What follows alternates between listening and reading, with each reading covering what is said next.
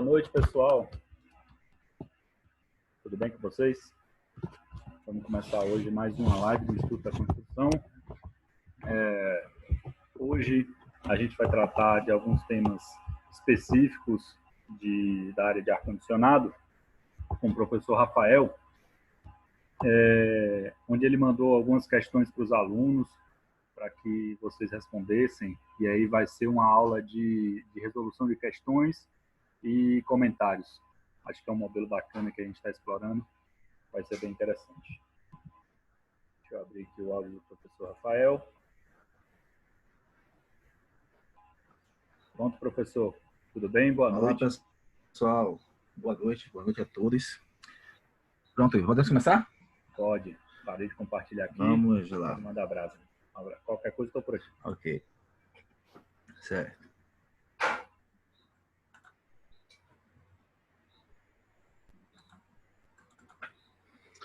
Olá, pessoal. Essa semana eu encaminhei para vocês uma lista aí de exercícios para vocês resolverem. E hoje a gente está tirando dúvidas aí, né?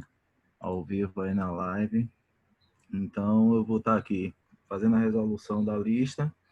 E aí, qualquer dúvida que vocês tenham, ou alguma coisa que vocês queiram falar, uma resposta que vocês acharam diferente, ou que vocês acham que pode ser também identificado como resposta, vocês podem estar deixando aí nos comentários aí, para no finalzinho da aula a gente poder estar debatendo aí, discutindo um pouco e agregando conhecimento, né? Pronto. Resolução de exercício, lista 1, ar-condicionado, né?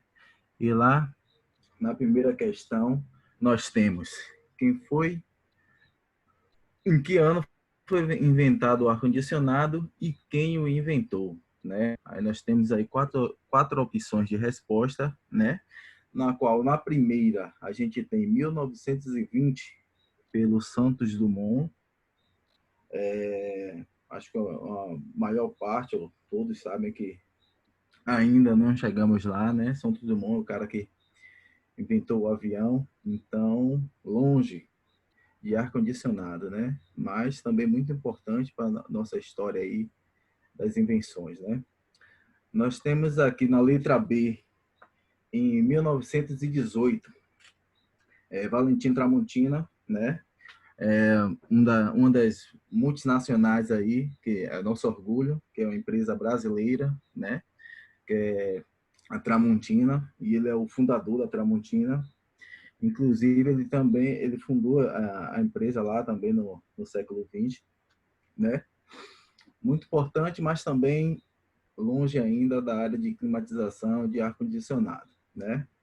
Em 1950, temos Thomas Edison, né?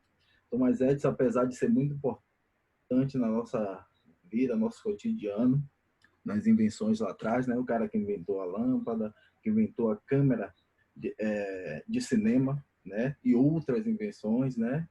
Então, ele deve ter umas 8 ou 9 invenções aí conhecidas no mundo inteiro, mas também não é da nossa área de ar-condicionado, né? E nós temos, por fim, mas não menos importante, o William Carrier, né? Em 1902. E é o nosso cara. O William Carrier, em 1902, foi o cara que inventou o nosso ar-condicionado, que está nos proporcionando estar agora, nesse momento, falando da climatização do ar-condicionado em si. E fui lá em 1902, né, há 118 anos atrás, mais precisamente, que ele inventou o ar-condicionado. Na verdade, a intenção de Willis Carrier lá em 1902 não era, na real, inventar o ar-condicionado, né? Na verdade, ele foi feita uma experiência para outra situação e ele acabou tendo uma visibilidade para essa área de climatização, né? Para vocês que não conhecem a história de Willis Carrier, eu vou passar aqui uma história sucinta aqui dele, né? O Willis Carrier, ele trabalhava em uma fábrica de papel de celulose, e no qual ele precisava melhorar a umidade do ambiente, né? Todos nós sabemos que o ar-condicionado ele tem essa função de reduzir a umidade no ambiente. E a intenção dele, ele percebeu que lá as máquinas, o local onde os equipamentos ficavam da produção, tinha uma umidade muito alta. Então ele bolou a ideia de fazer um equipamento no qual extraía essa umidade do ambiente, né? E assim, com a intenção de extrair a umidade do ambiente, ele acabou, além de climatizar e extrair a umidade do ambiente, ele acabou esfriando os equipamentos e tendo maior rendimento, né? Então a sua produção tendeu a melhorar devido a essas questões das temperaturas baixas e da baixa umidade, né? Porque a celulose, quando ela tem contato com muita umidade, ela ganha volume, ela incha, então os papéis, né? A celulose em si, quando ela retém umidade, ela fica mais difícil de trabalhar e reduz a produção. Então, o intuito de Williams Carrier, lá em 1902, era extrair a umidade do ambiente para ter um melhor desempenho, né, nas máquinas de celulose, na produção de papel. E assim, com essa extração, ele conseguiu ganhar uma climatização também, e aí ele percebeu, né, a oportunidade de fazer um equipamento na qual ele pudesse climatizar ambientes, né, tanto residenciais, comerciais, até mesmo na indústria. Então, esse é o nosso cara aí. Em 1902, o Willis Carrier inventou o ar-condicionado, né? Então, vamos para a segunda pergunta. Quando foi o primeiro comercial de ar-condicionado no Brasil, né? Então, quando é que foi o primeiro comercial de ar-condicionado no Brasil? Quando é que passou? Os brasileiros começaram a saber, né? Existia um ar-condicionado, que o ambiente poderia ser climatizado, né? Que poderia mudar a temperatura interna de um ambiente de uma forma mecânica, né? Então, nós temos aqui nas opção A, 1930, opção B, 1945, opção C, 1950 e opção D, 1960, né? A resposta correta, pessoal, é a letra C.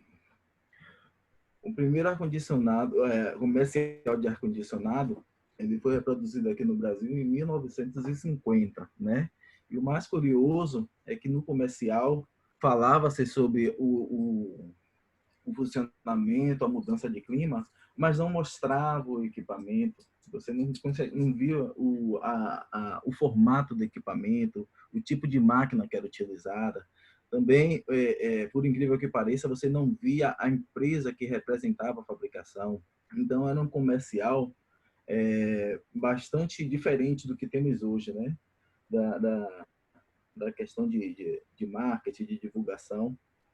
Então, o primeiro comercial no Brasil foi em 1950, e no qual você só sabia os conceitos, né? O que ele fazia, a função dele no ambiente, mas você não tinha um fabricante, você não tinha a questão do equipamento, né? Nada que hoje a gente consegue rever, né? Funcionamento, equipamentos, tipo de funcionamento, peça, voltagem, nada disso a gente tinha naquele comercial lá, né? Mas, com o tempo, isso foi se renovando, se aprimorando, e hoje nós temos comerciais bastante complexos e a gente consegue ter uma ideia, né? Total, né, do produto que a gente está comprando, né? Então, o produto, quando ele chega no seu destino final, que somos nós consumidores, nós já temos uma ideia, né, do tamanho, do espaço que ele vai ocupar, o seu funcionamento, todas as ideias do que a proposta nos oferece, né? Nós temos aqui na número 3, né? Aqui eu estou pedindo a vocês aqui um espaçamento de área, né? Que é em metragem quadrada e metros cúbicos, né? Que é muito importante para nossa área de climatização. Para você dimensionar um equipamento de ar-condicionado para climatizar uma área, você precisa de saber essas informações, né? No mínimo, você saber a metragem quadrada, né? Mas se você tem uma precisão melhor de todo o ambiente, você precisa também da metragem cúbica, né? Do espaço total do ambiente, da ocupação total. E aqui nós temos uma sala com 2,5 metros de largura, 3,5 de comprimento e 3 metros de altura. Quantos metros quadrados tem e quantos metros cúbicos, né? Então, a gente tem aqui 4 opções de resposta, né? E temos na letra A 9,5 metros quadrados e 23,5 metros cúbicos. Na letra B, a gente tem 10,1 metro quadrado e 28,3 metros cúbicos. Letra C, 8,75 metros quadrados e 26,25 metros cúbicos. Letra D, 7,9 metros quadrados e 21,15 metros cúbicos, né? Eu creio que a maioria de vocês devem ter feito esses cálculos aí, espero que todos tenham acertado, né? E a resposta é a letra C, né? A gente tem uma área aí de 2,5 metros de largura vezes 3,5 de comprimento, né? Se a gente fizer a multiplicação dessas áreas aí, largura e comprimento, nós encontramos a metragem quadrada, que é 8,75 metros. Fazendo essa metragem quadrada vezes a altura, que é o pé direito, a distância entre o chão e o teto do ambiente, nós temos aí 8,75 metros quadrados vezes 3, que dá um total de 26,25 metros cúbicos de área. Então, aí nós encontramos tanto a área em metros quadrados quanto em metros cúbicos, né? Caso vocês tenham alguma dúvida sobre isso aí, a gente pode estar falando lá no final da aula, e aí a gente pode estar tirando dúvidas e mostrar como foi feita a resolução direitinho, viu? Pronto. Número 4. Em uma avaliação para instalação, quais os principais pontos a se avaliar? Né? Nas últimas aulas aí, na aula 1 e 2, nós falamos muito, né, sobre avaliação técnica, né? E quais são os pontos cruciais, os pontos mais importantes que você deve ser observado no ambiente, né? Então, os principais, o objetivo que você tem em avaliação técnica, eu quero climatizar um ambiente, o que é que eu preciso nesse ambiente que seja viável a climatização. Então, primeira coisa, local da evaporadora. Devem saber onde é que vai ficar o equipamento, onde é que, se é viável botar a evaporadora, se tem espaçamento para você botar o seu equipamento, né? Se tem alguma coisa embaixo do local que você não possa estar botando, se está passando viga, se tem alguma estrutura que atrapalha a sua instalação, né? A instalação elétrica, se tem como chegar até o seu equipamento para você dar procedimento na sua instalação. Então, isso tudo tem que ser avaliado, né? Condensadora, avaliar o local onde é que vai ficar a condensadora, se tem espaço para instalação, espaço para manutenção, espaço para uma possível correção, né? Ventilação, que é muito importante. A máquina ela dissipa calor, então precisa que tenha uma ventilação para esfriar esse equipamento, deixar que ela disperse o ar quente. Então, é uma das coisas que também devem ser avaliadas e não podem deixar passar. Sistema de drenagem, né? Que para mim, como eu comentei com você, é o crucial, né? Porque a evaporadora a gente tem como mudar, no local, dá uns ajustezinhos, condensador, a gente sempre consegue. Mas o sistema de drenagem é um pouquinho mais complicado, né? A água nem sempre a gente tem para onde drenar, né? E né, a gente deve ter um cuidado maior, né? Porque a água, ela causa problemas, derruba até prédio. Então, deve ser feita de uma forma correta, que não de retorno, não traga nenhum problema, né, para edificação. Então, também deve ser avaliado com bastante calma. E alimentação elétrica, né? Que para mim eu acho que é o mais tranquilo, né? Que a fiação elétrica a gente pode levar de qualquer forma, né? Tanto pela a parte interna quanto a parte externa, pelo forro, gesso. Então, de uma forma que ela venha, que não venha a ficar esteticamente exposta ou irregular, né? Nós falamos lá atrás da questão de usar uma fiação íntegra do quadro até onde vai ser instalado na evaporadora ou na condensadora. Falamos também da isolação das partes elétricas, né? Do disjuntor de proteção, que é muito importante. Então, os pontos para vocês para serem avaliados, cruciais, são esses quatro aí: local da evaporadora, condensador, local da condensadora, o sistema de drenagem e alimentação elétrica, né?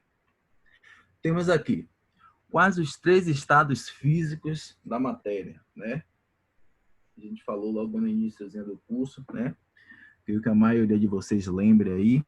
E aí, o estado da matéria. Nós, da climatização, trabalhamos com os três estados da matéria, né? E quais são elas, né? A resposta é sólido, líquido e gasoso, né? Nós temos essas três matérias, esses três estados físicos das matérias no funcionamento de um ar-condicionado, né? No qual a gente encontra no estado sólido, o equipamento, quando ele condensa tanto nas conexões ou na evaporadora, a gente encontra as formações de gelo, né? A água no estado sólido, e no qual impede o funcionamento, né, ideal do equipamento.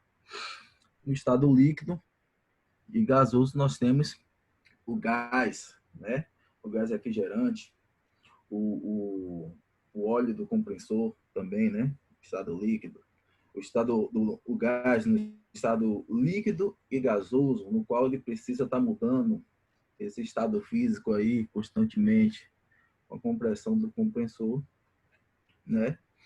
Então, nós trabalhamos na área da climatização, estamos lidando diretamente sempre com esses três estados físicos da matéria, então também muito importante. Então, deve estar sempre atento a essas coisas aí, viu? Mas está no nosso cotidiano aí. Número 6, quais os tipos de transferência de calor, né? Que a transferência de calor é a forma que é passado, né, um calor de um ambiente para o outro, temperatura, calorias, né, de um ambiente para o outro, ou de um setor para outro, né, de uma forma de interligação. Então, nós temos aqui na letra A, as opções letra A, B, C e D, né? Na letra A, nós temos latente, sensível e fusão. Na letra B, convecção, condução e radiação. Na letra C, fusão, solidificação e sublimação. Letra D, sensível, condução e sublimação, né? Eu espero que a maioria de vocês aí já tenham respondido corretinho, né? Mas eu vou estar dando a resposta para vocês aqui agora. Letra B, convecção, condução e radiação. Qual seriam essas transferências de calor? Como eu falei inicialmente, a transferência de calor é quando você passa o calor, a caloria de um ambiente para o outro ou de um setor para outro através, né, de transferências de calor, né? E nós temos aqui na letra B a convecção. A convecção, como é feito a transferência de calor através da convecção, né? A convecção, ela é feita quando ela passa de um ambiente para o outro através de partículas. Ou seja, Se você tem uma água fervendo, por exemplo, e você um bule no fogão com água fervendo, se você for até o bule e tocar na chaleira, você vai ver que ela vai estar quente. É uma das formas de transmissão de calor. Mas a forma da convecção é o vapor, aquele vaporzinho que sai do bule e no qual ele transfere essas calorias para o ambiente ou para algo que esteja próximo, de uma forma de convecção. Então, a convecção é feita dessa forma. Condução, né? Condução é quando conduz, o nome já diz, conduz a transferência de calor. Ou seja, se você pega uma barra de metal, uma colher, um garfo, algum material que seja um bom condutor de temperatura, como no nosso exemplo aqui da nossa área, nós temos o cobre, né? Chapas, barras rosqueadas. Então, qualquer coisa que seja de metal ou que facilite a transferência de calor pode conduzir facilmente o calor, né? Em forma de condução. Então, se você tem a ponta de um desses itens aí em contato com o fogo, quando tem alta temperatura, ele pode conduzir até a outra ponta, né? No qual você, caso você esteja segurando ou próximo de algo que seja inflamável, né? Possa estar recebendo essa transferência de calor e no qual pode causar até danos, acidentes e prejuízos físicos e materiais. Então, é bastante importante a gente estar observando essas questões aí de transferência de calor, né? E temos também a radiação, né? A radiação é feita através da questão de transferência de calor, mas de uma forma mais distanciada, né? Nós temos aí um exemplo aí, a gente fazendo, queimando uma fogueira, queimando lenha, né? Saiu para acampar, resolveu fazer uma fogueira ali para aquecer o ambiente, né? Então aquele ambiente vai ser aquecido através da radiação que está ocorrendo ali na queima daquela lenha ali, né? Nós temos outro exemplo também, que é a radiação do Sol, né? O Sol, ele emite radiações no qual faz com que aumente a temperatura, que transfira calor. Então, nós temos aí os 3 tipos de convecção, de transferência de calor: convecção, condução e radiação. E no número 7, quais os principais componentes de um ar-condicionado, né? Nós sabemos que o ar-condicionado ele precisa de componentes, né? De peças para ter seu funcionamento, funcionar de uma forma correta e precisa, e no qual eu peço aqui a vocês que me informem quais as principais peças de equipamento, o funcionamento do ar-condicionado, para que ele possa fazer o seu trabalho de climatizar um ambiente, né? Eu creio que alguns de vocês aí devem ter respondido aí, e muitos de vocês, creio eu, que acertaram, né? Então, o que é que precisamos para fazer o ar-condicionado funcionar, né? Quais as principais peças, o que é que tende a dar mais problema, o que é que se der problema para totalmente o equipamento, né? Então nós temos o compressor do ar-condicionado, né? Que é o coração do equipamento. Sem compressor, se ele não funcionar, ele não climatiza de forma alguma, né? O compressor é a peça fundamental do ar-condicionado. Motor ventilador, né? Nós temos tanto na condensadora quanto na evaporadora, também de suma importância para o funcionamento, né? No caso da evaporadora, para fazer a dispersão do ar, né? Para mudar a climatização do ambiente, fazer a troca de ventilação. E no caso da condensadora, com a função, né, de esfriar tanto a serpentina quanto o compressor, né? E fazendo com que ele trabalhe na temperatura adequada, né? Temos a serpentina, que é onde é feita, né, a troca de temperatura, né, de pressão também alta e baixa. e que é uma das maiores causas aí de questão de vazamento por alta pressão, por rompimento, né? E a placa eletrônica, que faz a mágica acontecer, né? Que manda os comandos, tanto para a evaporadora quanto para a condensadora, né? Então, nós temos aí os principais componentes de um ar-condicionado, né? Que são compressor, motor ventilador, serpentina e placa eletrônica. Aqui na questão 8, eu peço a vocês aqui a função do compressor no ar-condicionado, né? Qual é a função do compressor no ar-condicionado, né? O que é que essa peça é designada a fazer, né? Qual é a função do compressor no ar-condicionado? Para que ele serve, o que é que ele faz? Então, apesar de ser uma peça muito importante, muitas pessoas não sabem o seu funcionamento e às vezes acabam tendo probleminhas relacionados a ele, né? Espero que vocês tenham respondido aí e com certeza de uma forma correta. A função do compressor, ele é de comprimir o gás refrigerante, né? Mudar o estado físico de líquido para gasoso e gasoso para líquido intermitentemente. Então, o que é que acontece? O gás ele é injetado na condensadora de uma forma líquida, né? Em uma temperatura geralmente baixa, né? Abaixo de 0 graus, dentro do compressor, né? E a função dessa peça, desse equipamento, é mudar o estado físico do gás, né? Então, ele muda o estado físico de líquido para gasoso, de gasoso para líquido, de uma forma intermitente, né?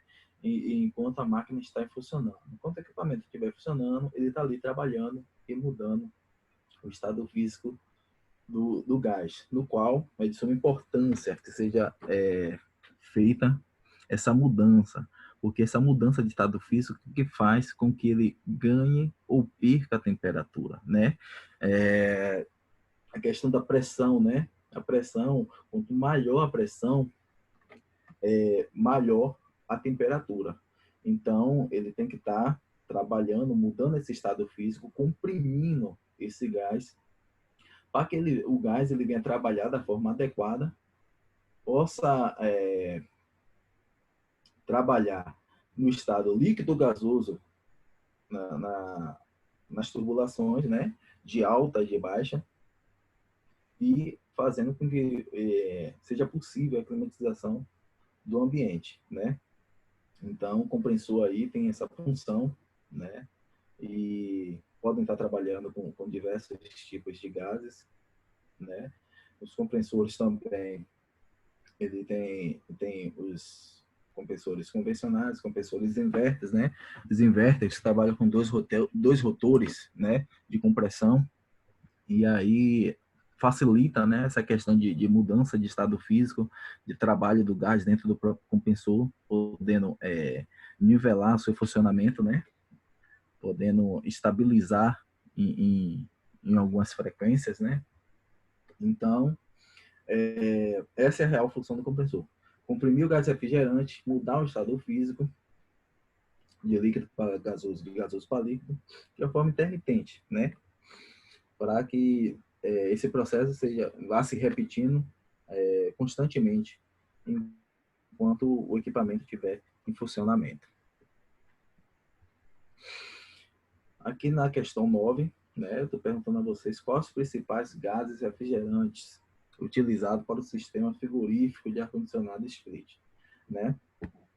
No mercado aí nós temos aí dezenas de gases refrigerantes no qual são utilizados para refrigeração, né? Refrigeração e climatização, né? Nós temos, por exemplo, aí o gás 404A, MP39, 304A,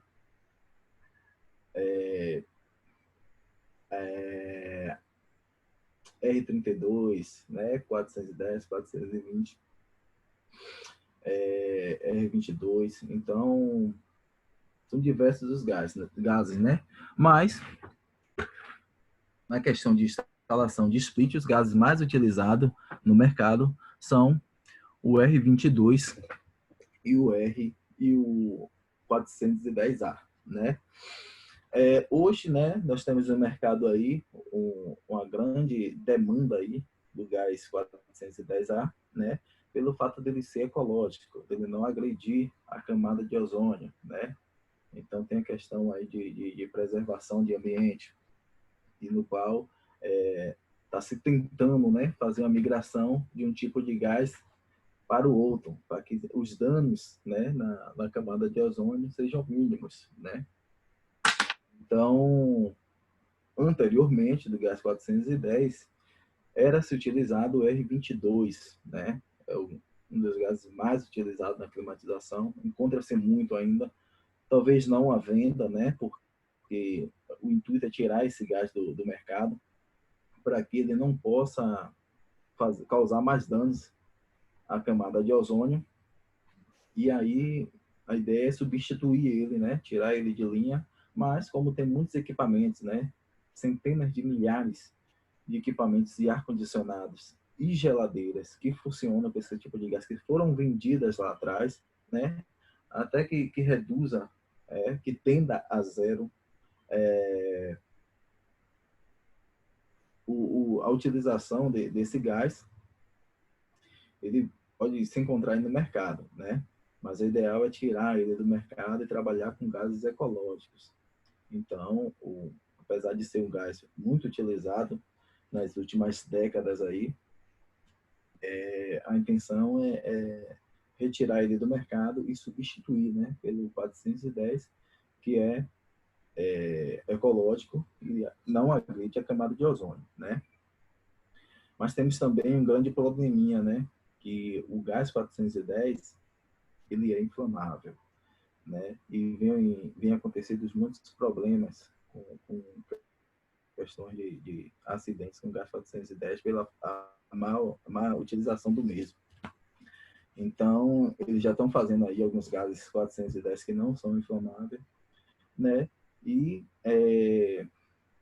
existe alguns rumores aí que está chegando aqui no Brasil o R32, né? O R32 é muito utilizado lá fora, nos Estados Unidos, Europa, e é um gás muito eficiente.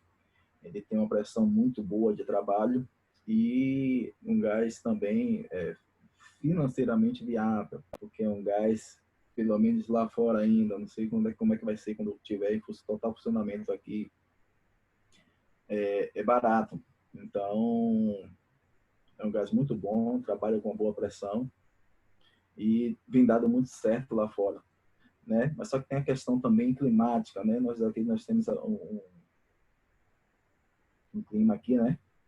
Tropical, semiárido, é muito diferente do que se encontra lá fora, por exemplo, na Europa, que tem temperatura muito mais amena, né? Mais baixa, e vocês sabem que isso influencia, né? A temperatura externa influencia no trabalho, na pressão do funcionamento do compressor e do gás. Então, vamos ver aí se ele vai dar certo e tudo, mas a tendência é que tenhamos, né, mais um gás aí para estar trabalhando na climatização, né? Mas aí a gente vai ver mais à frente, a gente vai ter mais conhecimentos aí para vocês aí, o que vocês tiverem aí de dúvida relacionada aí a esse gás aí, R32, eu posso estar tirando depois. É só comentar lá no grupo lá, mandar mensagem para mim que eu tento resolver da melhor forma lá para vocês. Professor, desculpa interromper. O Bora aí, Gabriel está mandando uma dúvida aqui. Se o modelo do ar-condicionado muda a qualidade, o modelo do gás do ar-condicionado muda a qualidade do equipamento, além dessas características ecológicas que o 410 tem. Pronto. Vamos lá. Ó, Gabriel, a questão é que influencia, né? Influencia. Isso não quer dizer que o ar-condicionado funcionando com gás R22 ou com gás 410, um é melhor do que o outro, não é isso, né? mas influencia sim, porque os gases eles trabalham em pressões diferentes e temperaturas diferentes, né? Nós temos uma máquina R22 para ela trabalhar com desempenho aí, né, total dela de 100%, ela tem que estar em uma pressão aí de 60, 62 PSI, né, trabalhando em uma temperatura aí de 3 graus, né? E para a gente alcançar isso daí, a gente no 410 a gente precisa de uma pressão aí acima de 100 libras de pressão, né? Mas o que é que acontece? Como os gases refrigerantes eles trabalham com pressões diferentes, né? Talvez a questão de funcionamento e qualidade não interfira muito, né? Porque talvez a quantidade de gás refrigerante possa ser maior ou menor. O que diferencia é a pressão que a gente quer alcançar do equipamento, né? Mas se você tem um equipamento R22 que trabalha para lhe dar 100% do seu desempenho, ele precisa de X pressão, e uma máquina com 410 que precisa de X pressão para funcionamento, se o fabricante ele te recomenda você trabalhar com um certo tipo de gás, o equipamento ele foi feito para trabalhar com aquele gás e dar 100% do seu desempenho, entendeu? Então, é aquela questão, se você trabalha de uma forma correta, bota a quantidade de gás correta, está na pressão correta, as questões de instalação, de manutenção estão corretas, tudo direitinho, não vai ter diferença alguma. A diferença quem vai saber, geralmente, o cliente ele não sente essa diferença. Geralmente, quem sabe somos nós, né? Que trabalhamos na área de climatização, fazendo a instalação e manutenção. Porque nós sabemos, né? Que os gases trabalham em temperaturas diferentes, que a quantidade de gás também é diferente, né? Nós temos exemplo aqui, uma máquina de 9.000 BTUs para climatizar aqui com gás R22, nós precisamos aí, em média, aí, uns 750 gramas de gás R22, né? Se a gente for trabalhar com gás 410, nós precisamos, em média, aí 550 gramas. Então, você vê, pelo fato do 410 ter uma pressão mais alta, a gente precisa de uma quantidade menor de gás para estar nesse sistema aí, trabalhando com essa pressão, né? Mas isso aí varia de fabricante para fabricante. Mas a questão de mudança, de diferença entre os gases, não tem muita, porque o equipamento é só o tipo de gás que vai ser trabalhado no compressor. O compressor ele foi fabricado para trabalhar com um certo tipo de gás, ou seja, o que é que muda? O compressor foi fabricado para trabalhar a certa temperatura e a certa pressão, entendeu? Mas se você chegar em um ambiente climatizado, dificilmente, sem ver o equipamento, você vai perceber qual o tipo de gás que ele trabalha. Então, as diferenças são mínimas e só quem percebe isso são o pessoal da área técnica, entendeu? Que conhece o equipamento e os gases de trabalho. Mas em questão de funcionamento, se você está cumprindo as recomendações do fabricante, fazendo tudo direitinho, fez a instalação correta, botou o gás na pressão e na temperatura ideal, né? A questão também da carga do gás, né? Que deve ser feita através de balança para botar a carga direitinha com as quilogramas corretas, você não vai ter problema nenhum, independente do gás. Mas tem que estar sempre atento a essas questões de tipo de gás, né? Quando for fazer uma manutenção, uma instalação, alguma coisa, está sempre olhando nas referências dos equipamentos os tipos de gases que o equipamento trabalha, né? Nós sabemos que esses gases eles não podem se misturar, eles trabalham em temperatura e em pressões totalmente diferentes, né? Então, não podem se misturar. Mas em questão de funcionamento, todos vão funcionar da forma correta, né? Direitinho, conforme o seu fabricante, e não vai ter nenhum problema. É que é imperceptível, né?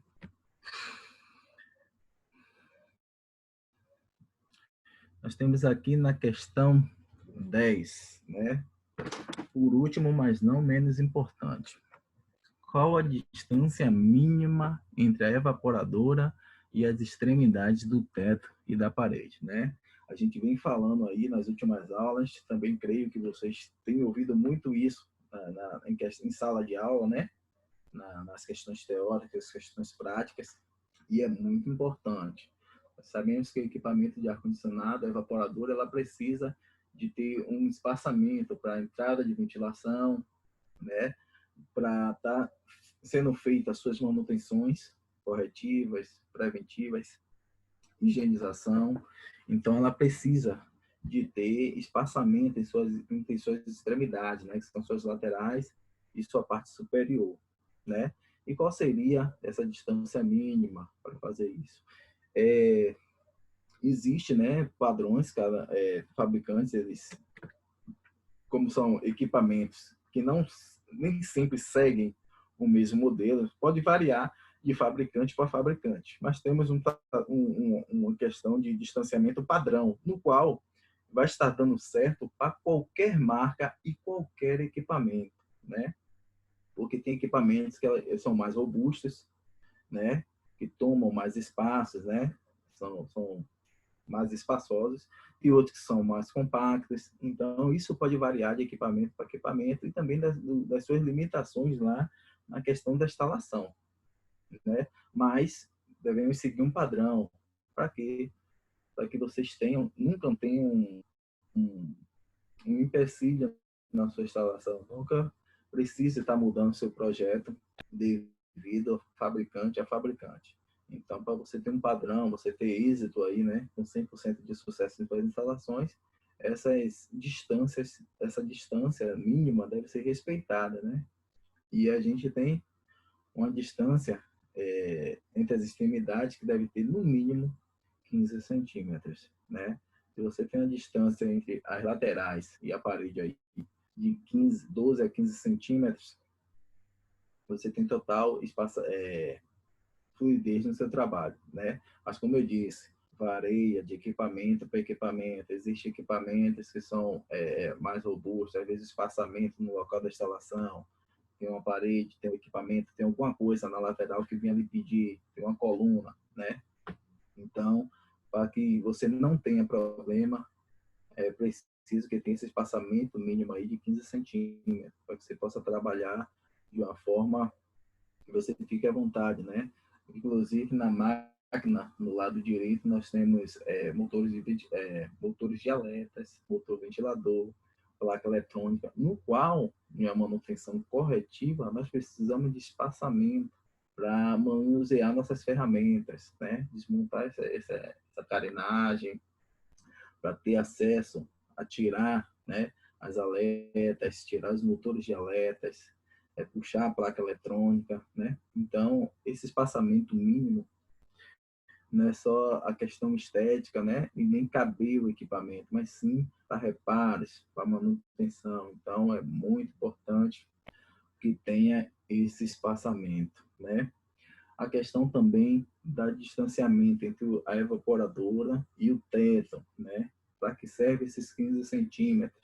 A máquina ela precisa trocar a temperatura do ambiente, precisa retirar as calorias do ambiente, que é geralmente pela parte superior do equipamento, soltando pela parte inferior ou frontal. Então, é de suma importância esse espaçamento entre a máquina e o teto. Então, bastante cuidado em questão a isso aí, né?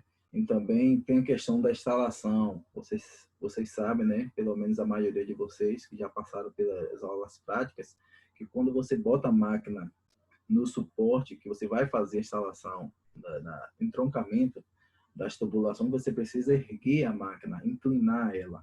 Então, a gente precisa de um espaço mínimo na parte superior para que essa máquina incline sem nenhum empecilho na parte superior.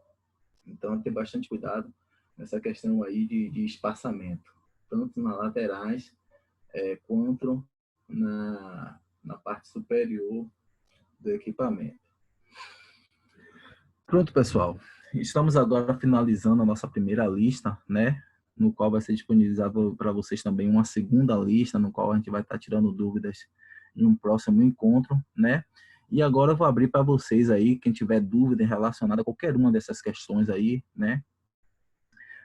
Para tá aí no chat aí, passando aí para o Ivo estar me reportando. Legal, pessoal. Eu vou abrir até o áudio do Gabriel. Ele tem mais uma dúvida sobre o forro de PVC. Então, Sim, Gabriel, sim. pode falar aí, fique à vontade. Professor, boa noite. Diga, Gabriel. Boa. Esse o teto, como o senhor falou, que a distância padrão são de 15 centímetros. Isso. Teto, for tipo assim, for um forro de PVC, a gente tem que tomar uma distância a mais, porque já tem uns 15 centímetros, entendeu? Sendo como a quentura dela, pode derreter o forro. O senhor recomenda fazer instalação nesses lugares assim?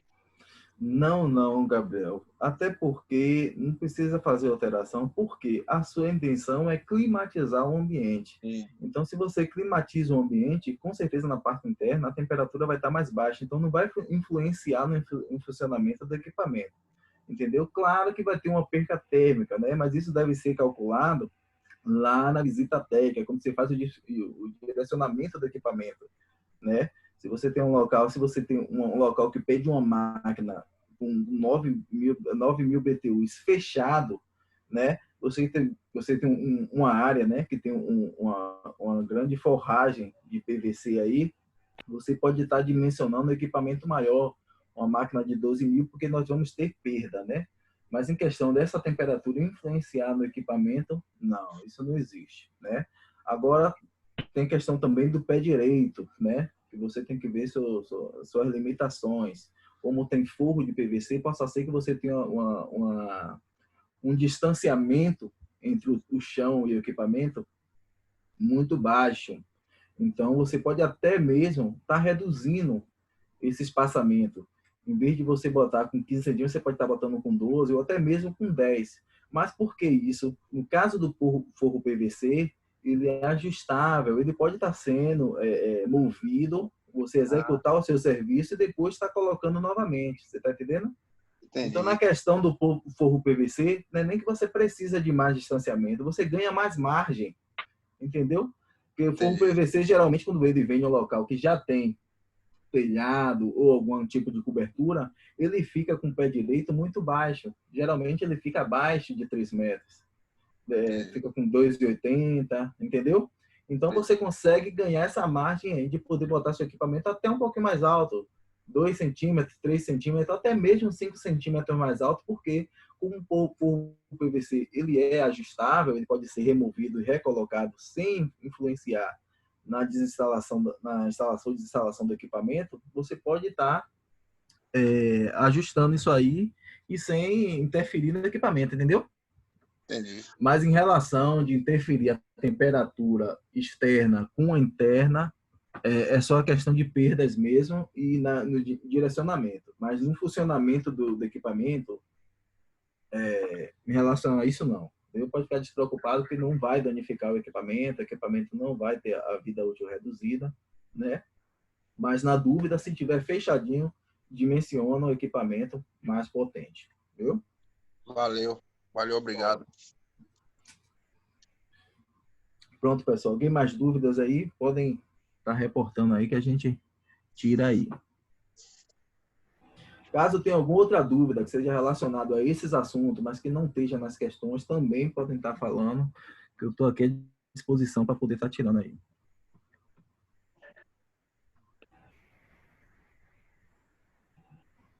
Mais alguma dúvida, pessoal? Temos mais 2 minutos ainda no nosso tempo programado. Eu vou abrir aqui o microfone de vocês e aí, se vocês tiverem, podem falar, tá?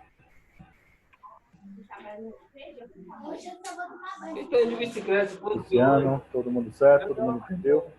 Camisa, perfume. Camisa nova, no outro dia outra. Mas de bicicleta. Pronto, professor. Já que ninguém tem nenhuma dúvida, a gente chegou no tempo já da live, né? Pronto. A gente pode encerrar aqui essa aula de hoje. Aí o seguinte... Opa, você pode falar. Tá falando? Não, pode continuar. Pronto. Então a gente encerra a aula de hoje e fica o compromisso da gente que a gente vai produzir mais um material de questionário, né, professor? Eu achei bem bacana esse modelo que a gente faz também, com interação do pessoal. Parabéns aí, Gabriel, pelas dúvidas, pela participação. É muito importante essa troca de ideias. Certo? A gente pode estar fazendo também, caso o pessoal tenha interesse em outros assuntos aí, em outras questões, ou relacionada a alguma coisa no equipamento, uma peça, alguma coisa assim, vocês podem estar reportando lá no grupo lá e a gente fazer um questionário relacionado a isso. Entendeu? Então a gente pode abrir várias listas aí com diversos tipos de conteúdo aí no qual vocês tenham dúvida, até mesmo para vocês estarem se aperfeiçoando, agregando conhecimento. Massa, beleza. Quem tiver dúvida, quem tiver sugestão de tema também, pode mandar para a Lene, que a gente vai providenciar aí na próxima apresentação. Professor, se tiver mais alguma coisa para falar, fique à vontade para a gente fazer o encerramento. Pronto, pessoal. É isso aí. Vamos ver aí, vai ser encaminhado para vocês aí uma segunda lista, não sei se já foi encaminhado, e aí a gente vai estar marcando um novo encontro aí para estar tirando essas dúvidas, fazendo a resolução do exercício, e caso vocês tenham algum assunto ou alguma coisa relacionada aí à instalação aí de ar-condicionado split aí, vocês queiram que eu traga na próxima aula ou até mesmo em um terceiro encontro, é só estar reportando aí para a gente estar vendo o interesse de vocês aí relacionado ao assunto, viu? Então, por hoje é só. Boa noite a todos e aguardo vocês no próximo encontro. Boa noite, pessoal. Obrigado pela presença de todos. Até a próxima. Um abração.